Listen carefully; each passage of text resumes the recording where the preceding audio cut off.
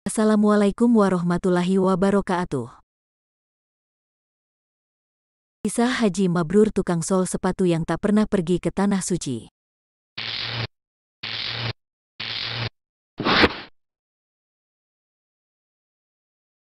Naik haji merupakan suatu ibadah yang didamba-dambakan oleh setiap muslim di dunia.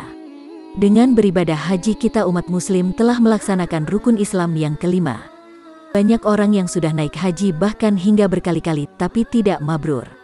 Namun, ada orang yang belum naik haji, tapi sudah mendapatkan pahala haji mabrur, seperti yang dialami oleh tukang sol sepatu ini. Kisah ini diambil dari buku Warisan Para Aulia, karya Farid Al-Din Attar. Pada edisi Inggrisnya buku ini berjudul Muslim Science and Mystics, Episodes from the Tadkirat Al-Aulia, Memorial of the Saints. Seorang penduduk Mekah bernama Abdullah bin Al-Mubarak, adalah seorang yang kaya dan juga pekerja keras. Setiap tahun ia melaksanakan jika tidak berhaji maka ia berjihad di jalan Allah. Misal tahun ini ia melakukan ibadah haji, maka tahun depan ia akan berangkat untuk berjihad. Begitu seterusnya ia melakukan ibadah-ibadah tersebut secara bergantian setiap tahunnya. Tibalah saatnya tahun ini Abdullah bin Al-Mubarak berangkat haji. Berbekal uang 500 dinar uang emas dari hasil kerja kerasnya selama setahun terakhir ini, maka berangkatlah ia dari kediamannya di Hijaz menuju Makkah Al-Mukarramah. Abdullah bin Al-Mubarak menceritakan, pada suatu waktu, setelah menyelesaikan ritual ibadah haji, dia tertidur. Dalam tidurnya ia bermimpi melihat dua malaikat yang turun dari langit.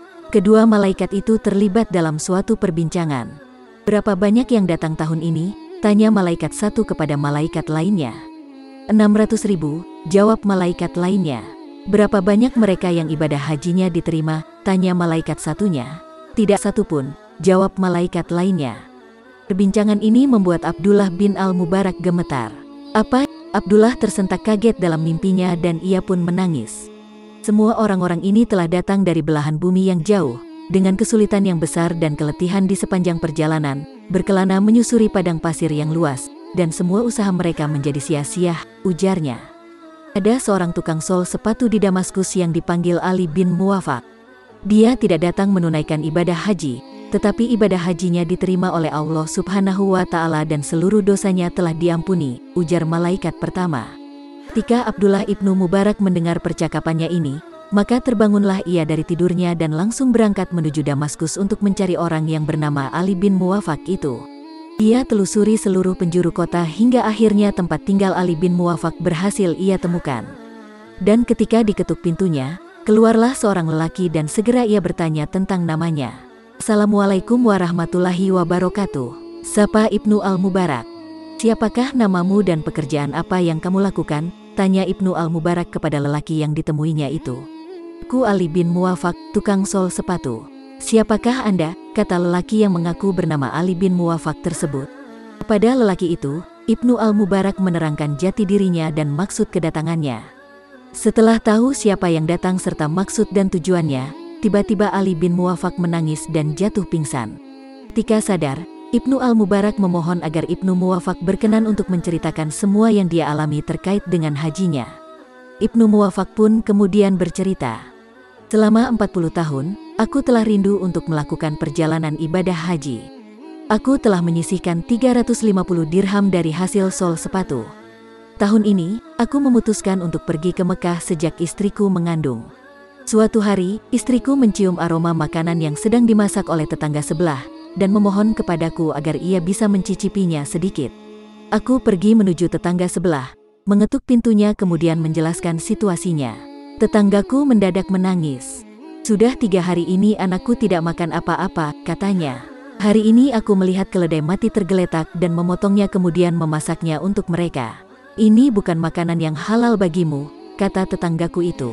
Hatiku terasa terbakar ketika aku mendengar ceritanya. Aku segera mengambil 350 dirhamku dan memberikan kepadanya. Ambillah uang ini, pergilah belanja dan berilah makanan anak-anakmu, dan jangan lagi memakan bangkai yang tidak halal. Inilah perjalanan hajiku, kataku. Malaikat berbicara dengan nyata di dalam mimpiku dan penguasa kerajaan surga adalah benar dalam keputusannya, ujar Abdullah berusaha membenarkan mimpinya. Demikian kisah nyata yang terjadi pada seorang tukang sol sepatu beberapa ratus tahun yang lalu, yang dikisahkan sendiri oleh Abdullah bin Al-Mubarak. Meski tak pernah berhaji, tetapi ia telah mendapatkan pahala seperti haji mabrur. Karena keikhlasannya berbagi kepada tetangga, yang sebenarnya uang itu akan dipergunakan untuk ongkos hajinya ke Mekah tahun itu. Subhanallah, Abdullah bin Al-Mubarak sendiri bukanlah orang sembarangan. Nama aslinya adalah Abu Abdurrahman Abdullah bin Al-Mubarak Al-Hanzali Al-Marwazi, lahir pada tahun 118 Hijriah atau 736 Masehi. Ia adalah seorang ahli hadits yang terkemuka dan seorang petapa yang termasyhur.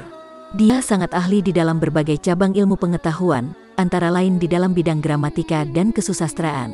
Dia adalah seorang saudagar kaya yang banyak memberi bantuan kepada orang-orang miskin. Dia meninggal dunia di kota Hit yang terletak di tepi sungai Efrat pada tahun 181 Hijriah atau 797 Masehi. Meski begitu, kenapa malaikat yang diimpikannya tidak memasukkannya ke dalam golongan orang yang berhaji mabrur? Padahal, dia adalah seorang yang kaya dan dermawan. Dia juga seorang yang berilmu. Tapi, bagaimana bisa ia tidak mendapatkan pahala haji mabrur, seperti yang diimpikannya? Inilah rahasia terbesar dari ibadah haji. Orang kaya dan berilmu tidak menjamin hajinya akan mabrur. Sebaliknya, orang yang miskin dan kadang disepelekan orang, namun bisa mendapatkan gelar haji mabrur. Ternyata, yang membedakan keduanya adalah hati, yaitu keikhlasan untuk berangkat ibadah haji dan proses yang dilaluinya sebelum berangkat ke sana. Bagi Ali bin Muwafaq, uang 350 dirham tidaklah sedikit, dan itu diperolehnya dalam rentang waktu 40 tahun. Bayangkan saja, itu bukanlah waktu yang singkat. Namun, ketika uang itu sudah terkumpul dan hendak pergi ke Tanah Suci, justru ia sedekahkan kepada orang lain yang lebih membutuhkan. Subhanallah. Wallahu a'lam bissawab. La ilaha illallah Muhammadun Rasulullah alaihi salatullah wa alihi wal ahibba. Wassalamualaikum warahmatullahi wabarakatuh.